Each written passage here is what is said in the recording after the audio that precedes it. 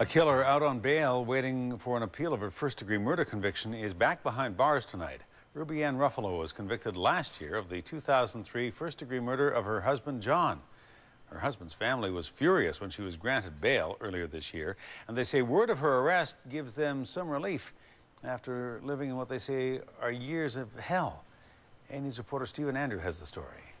It was hell, and I wouldn't wish it on anybody. The mother of a man murdered by his wife nearly 8 years ago describes the pain and horror of seeing her son's killer living free. I come up to a stop sign, she drives by. It happens all the time. We live in blocks of each other. Ann Ruffolo killed her husband John with an overdose of heroin in October 2003. His body was found in a ditch just off Humpback Road. His wife was charged just months later, but the case took 7 years to conclude because of countless delays over the course of 2 separate trials.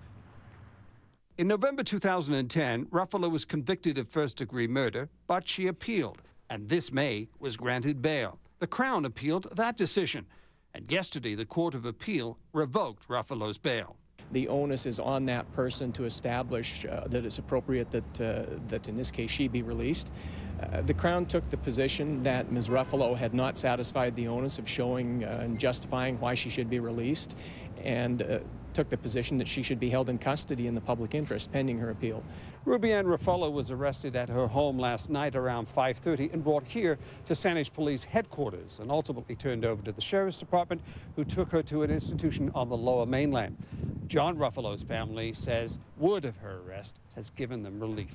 No one can really imagine what it's like to drive down the street and have your son's murderer drive past you laughing away, enjoying life.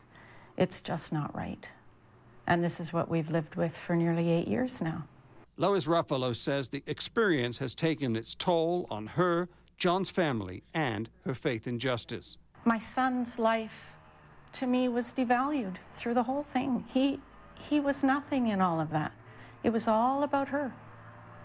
I'm a proud Canadian, born in Victoria, but I'm not proud of our system. Ann Ruffolo's appeal of her murder conviction is set for December the 9th. In Victoria, Stephen Andrew, A News.